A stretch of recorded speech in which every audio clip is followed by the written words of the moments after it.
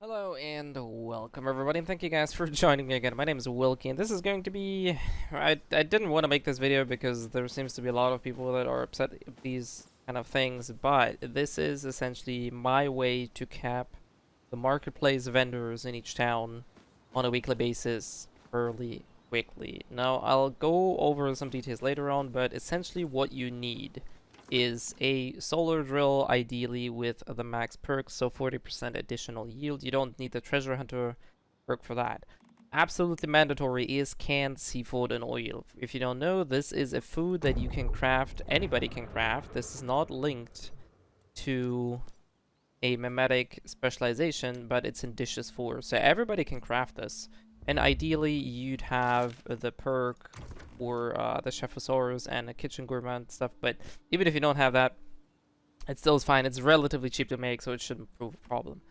Other than that, highly recommended but technically optional is gravel and log on the go and a backpack expansion. That is pretty much it.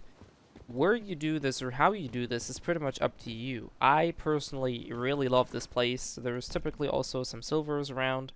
And last recommendation is top right corner. Obviously I can't scroll there because we don't have the cursor, but above the minimap you can see that there's the sun out, and that is the sign that the solar drill will actually recharge. And what I'm doing then is we're just gonna pop seafood and oil. I dumped all of my other stuff in a chest in my base, so I have like more or less the max yield that I can go for, and then I'm just starting to grab all the iron ores that I see here. As I said, this is not a fully optimized path. There's probably a better places. There's probably a more optimized route that you can do, but we're just gonna do this until my inventory is full. I'm not gonna bore you to death, so I'm just gonna talk a little bit and then we're gonna skip to that point. Now, if you grab a little bit of copper or tin or both, it doesn't really matter, really. It's still gonna be the same result, really, pretty much. So just grab whatever ores you can or want. Ideally is iron ore because it is the most valuable one for what we're doing. And then you can either go all the way over here or up and down. It really is up to you. As I said, there's plenty of iron ores here. They respawn insanely fast, but this is pretty much how I cap my vendor money or vendor caps without having to buy anything from other players, without having the need of any specialized memetics or something. Look, there's also silver ore here. So I typically do this every now and then when I don't really feel like farming anything. It's a fairly relaxing task, and it doesn't really need to be 100% optimized. You probably need to do this like 2 to 3 hours maybe in total, and you should probably have enough to cap the vendors for your entire server time. And I'll show you the rest of the process once my inventory is full. You be the judge. You can see the buff timer at the bottom here, so this is what we're starting with. And I'll catch you guys once I'm full. So, we are here at my base, and this took me roughly 17 minutes. Remember, the buff that I had was 45 minutes, now we're at 28 minutes. And I prepared a special chest. This is everything that I looted from this haul, if you will. Actually, you can see that we have too much because we have some seeds. I'm not going to put those guys here. Put those guys down there. And now we have pretty much every ore that was in here in my chest. Now, the reason why I said you probably don't have to do this all that much is because what we're going to be doing now is smelting all those steel ingots, all those bronze ingots. There was a couple bronze and copper and tin in between those ores, a bit of sulfur and some silvers. So I'm going to be smelting them, guys, and then I'll come back to you and show you the numbers of how much this actually is if you sell it to an NPC, and why I think this is such a cool feature and alleviates a lot of the stress that some people seem to have.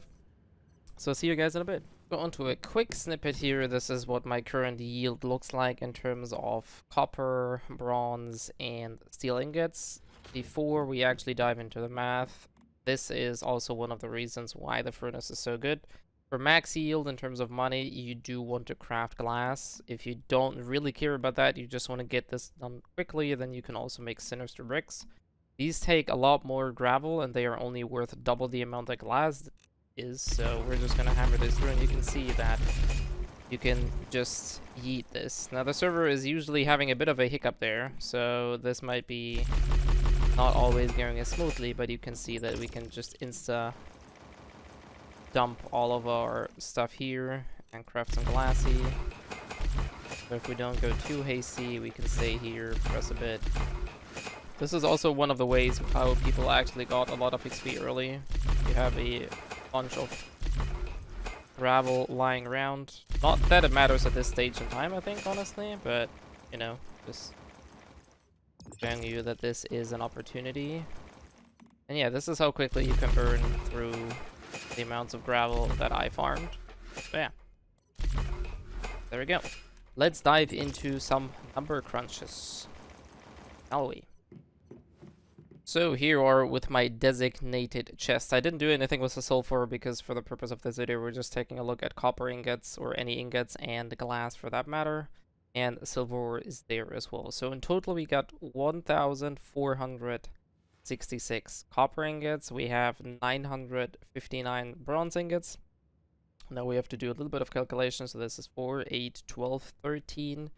13,724 iron ingots or steel ingots, and then we have 7,400 glass. Now we're going to be skipping over to an Excel sheet so I can show you the numbers that we're actually getting out of this.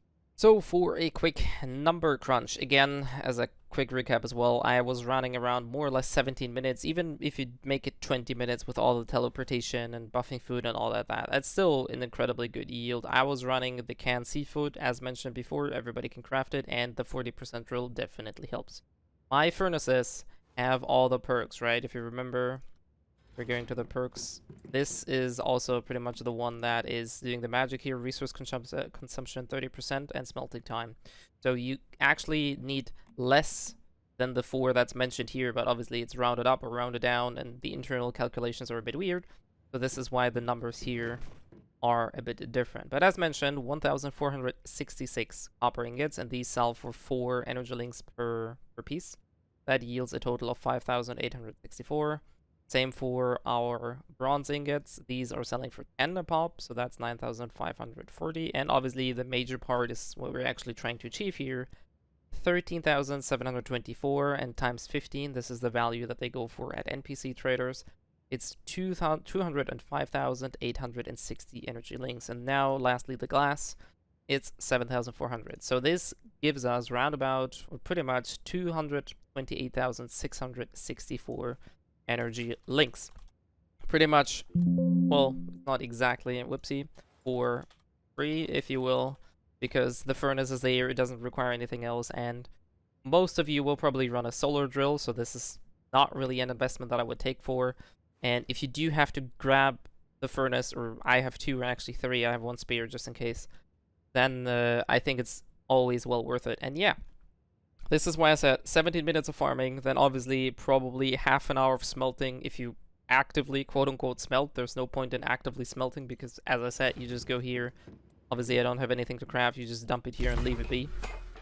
And whatever you come back from farming, whatever, all of that stuff is there, and then you just redump it. So, yeah, pretty much 20 minutes of work and, like, active farming work gives you almost enough to instantly cap out all the 5 traders we have. And this is why I said if you do this like 2, maybe 3 hours, you can probably get enough iron, tin, copper, whatever, to max out the traders for the entirety of your server. Now obviously there's no reason for you to just hammer out bazillions of iron ingots or steel ingots if you don't want to, but I'm just giving you an idea that if you do this like once every 2 or 3 days, similar to how you do Blackpearl runs maybe, you have absolutely no trouble capping out traders. And that's what I did on the other server, and that's what I'm doing on this server, because I don't like buying chipsets, I don't like buying precious metals. I actually have the precious metal specialization, but I really don't think that there is any use for it personally, unless you wanna sell them. I think it's here somewhere. Yeah, I do have it, so I could craft silver or gold ingots to sell, but really, you can see that this is something that I did for the purpose of the video, and this is pretty much capping me out for the week, but I already have some here, so you can see that this is really not a biggie. And obviously, most of you will probably have Digby boys as well in your base, so over time, these guys are also accumulating ingots or ores for you. that you can smell just as much. You can see that was 150 there. So yeah, needless to say, this is what I do. This is just a recommendation. Of course, if you do want to like do chipsets or something, then you're free to do so. There's nothing wrong with that. But I really don't think there's any reason to try and purchase precious metal or chipsets from other people unless you really don't have the time. But I'm questioning whether or not you have 20 minutes to spare every week, or maybe 30 if we account for you have to go fish in order to craft the canned fish. But really, if 30 minutes per week is too much for you to handle, I'm questioning how much progress you're actually going to make in the game. So yeah, as I mentioned, I think some sellers might hate this, but this is how I cap my traders, and you can do as well, or essentially free, very simple, very quick. So hopefully this was helpful for some of you guys, and I'll see you guys next time.